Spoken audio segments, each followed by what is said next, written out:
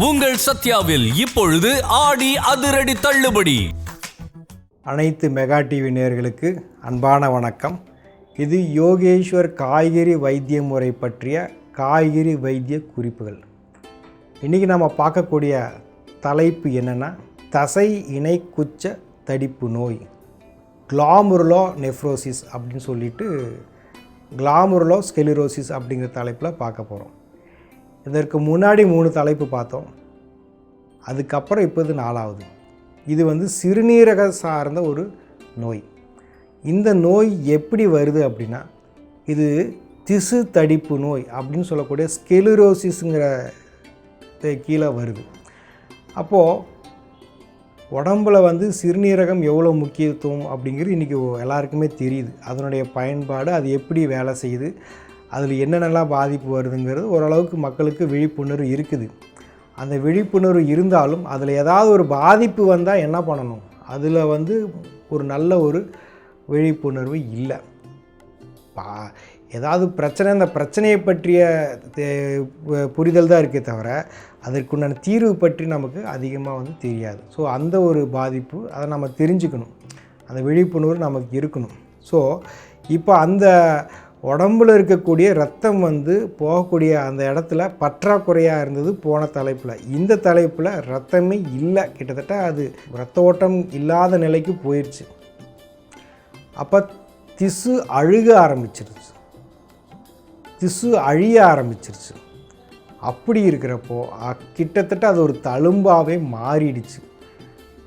அந்த தடிப்புத்தன்மையில் இருந்த நிலை போய் அது ஒரு தழும்பாகவே மாறிடுச்சு. அப்போ அது எப்படி மறுபடியும் கொண்டு வர்றது? அவ்வளோலாம் கொண்டு வர முடியுமா?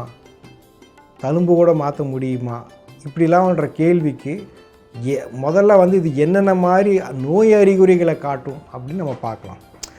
முதல்ல பார்த்திங்கன்னா, இப்படி இருக்கிறவங்களுக்கு பாதிப்பு எப்படி இருக்குன்னா, சிறுநீரகம் போகிறப்போ, சிறுநீர் போகிறப்போ நுரையோடு போகும்.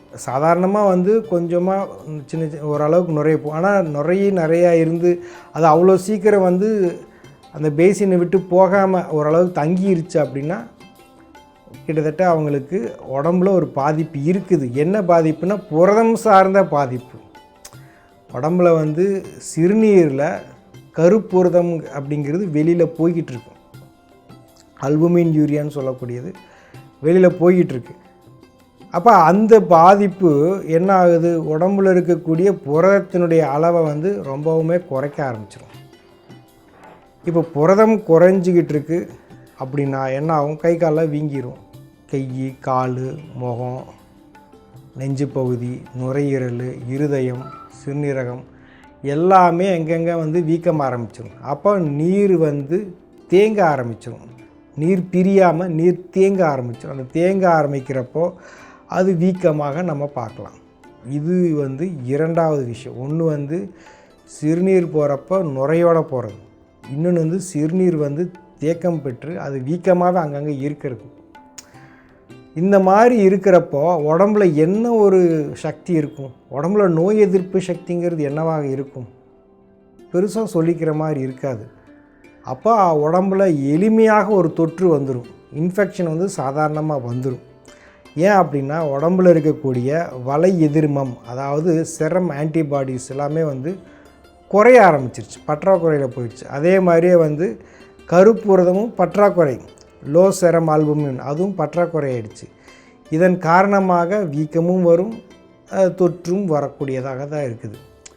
4வதாக என்ன அப்படின்னா, உடம்பில் இருக்கக்கூடிய மெயினான ஊட்டச்சத்துக்கள் இழந்து உடம்பு சீக்கிரமாக பலகீனம், இரத்தத்தினுடைய தன்மை இயல்பெல்லாம் மாறிப்படும், இரத்த சோகையாக போயிடும். இது மட்டும் அல்லாது உடம்புடைய கொழுப்புத்தன்மை இருக்கு இல்லையா, அதில் ஒரு சிதைவு, அதிகப்படியான கொழுப்பு உடம்பில் செயல்பாட்டுக்கு வராத நிலைக்கு போகும். ஆக செரம் கொலஸ்ட்ரால் லெவல் கூட அதிகப்படுறதுக்கு வாய்ப்பு இருக்குது. இந்த மாதிரி இதெல்லாம் கணக்கில் கொண்டுட்டு தான் என்ன பண்ண முடியும், உடம்பில் சிறுநீரகத்தினுடைய தன்மை எப்படி இருக்குது. இந்த சிறுநீரகத்தில் ஒரு குறிப்பிட்ட பாதிப்புனா ஏதாவது பண்ணலாம். மொத்த சிறுநீரகமே செயல்படுவது ஸ்தம்பிச்சு போச்சு, செயல் இழப்பு அப்படின்ற நிலைக்கு போயிடுச்சுன்னா அதுக்கு நாம் என்ன பண்ண முடியும், கிட்டத்தட்ட நம்ம சொல்கிற எல்லா 12 காய்கறியுமே எடுக்கிற மாதிரி ஆகிடும். இதில் ரொம்ப முக்கியமான காய்கறிகள் இருக்குது. அதற்கு துணையாக உதவிகரமாக இருக்கக்கூடிய காய்கறியும் இருக்குது. 2 நிலை இருக்குது. மிக முக்கியமான காய்கறி அப்படின்னா கத்திரிக்காய் தான். கத்திரிக்காய், பீர்க்கங்காய், வெள்ளை பூசணிக்காய், வெத்தலை, இது 3 ஒன்றா அரைச்சி வடித்து குடிக்கணும்.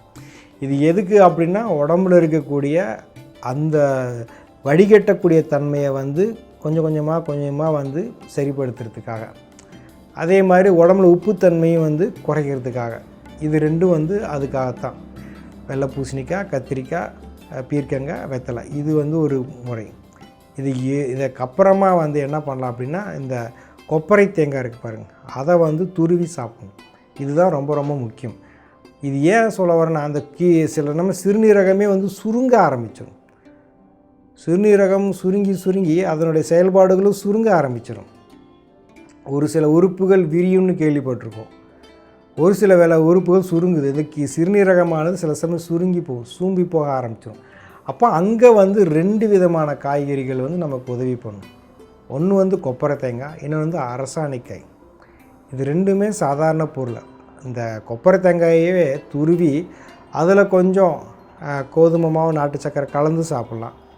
அப்புறம் அரசாணிக்காயும் புடலங்காயும் 2 ஒன்றா அரைச்சி வடித்து குடிக்கலாம். இது 2ம் பண்ணுறப்போ தானாகவே அந்த உள்ளே இருக்கக்கூடிய அந்த சுருங்கக்கூடிய தன்மை மாறி கொஞ்சம் அது உயிர் பெற்று தெம்பாயிரும். யார்? சிறுநீரகம். இந்த அல்புமின் சொல்லக்கூடிய அந்த கருப்புரதம் பற்றாக்குறைக்கு ஒரு மாற்றாக உடம்புக்கு அது ஏற்றுவதற்காக நம்ம கொத்தவரங்காய், கோவக்காய், எலுமிச்சம்பழம் 3 ஒன்றா அரைச்சி வடித்து குடிக்கலாம் கூட வெத்தலையோட.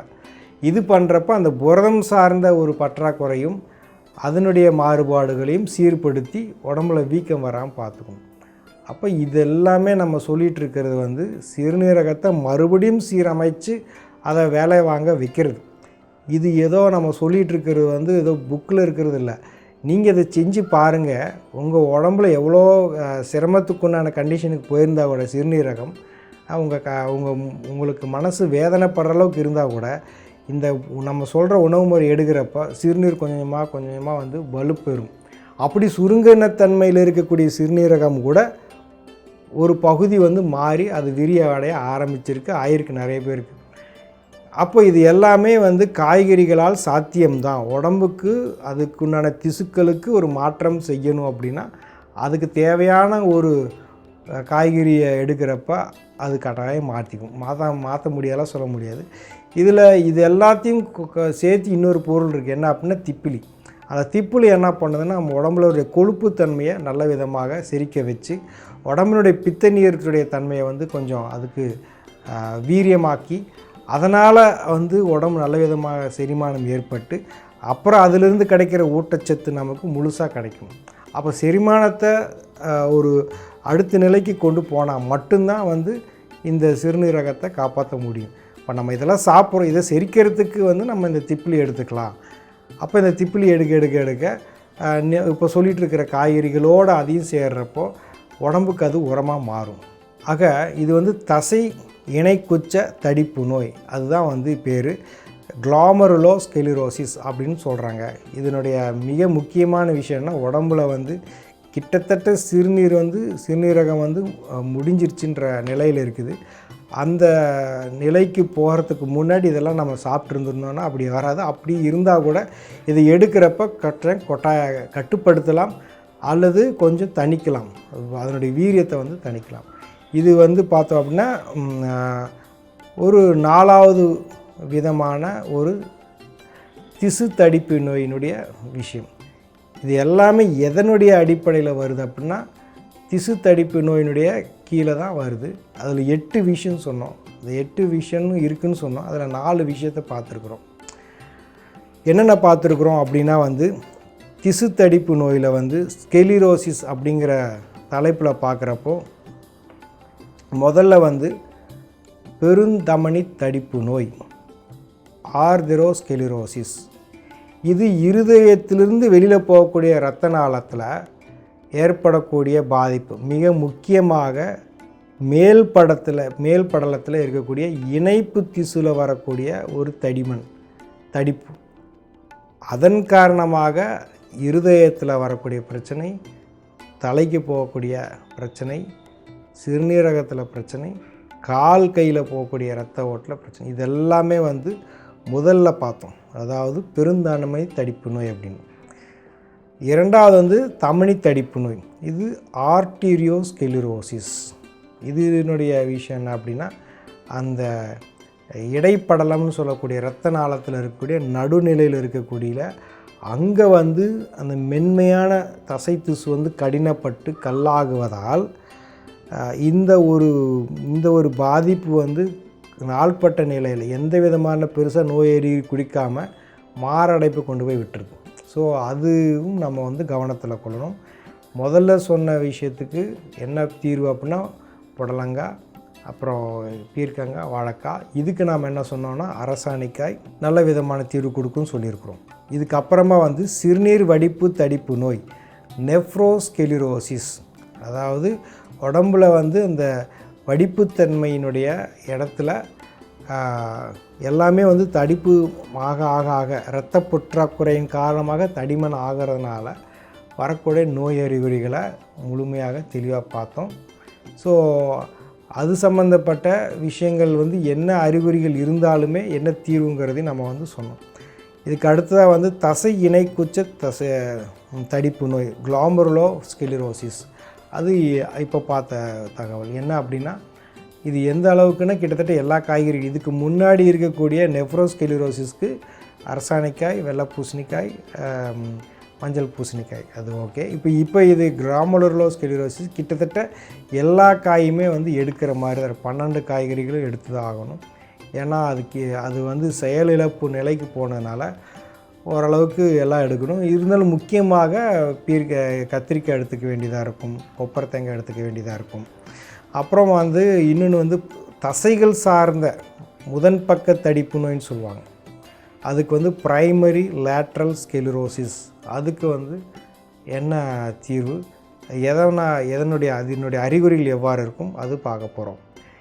அடுத்து வந்து நரம்பிழை தடிப்பு நோய், மல்டிபிள் ஸ்கெலிரோசிஸ். இது உச்சந்தலையிலேருந்து உள்ளங்கால் வரைக்கும் ஒரு வித்தியாசமான நோய் அறிகுறிகளை காட்டும். அதையே புரிஞ்சுக்கிறதுக்கே ரொம்ப பெரிய விஷயம். அது என்னங்கிறது பார்ப்போம்.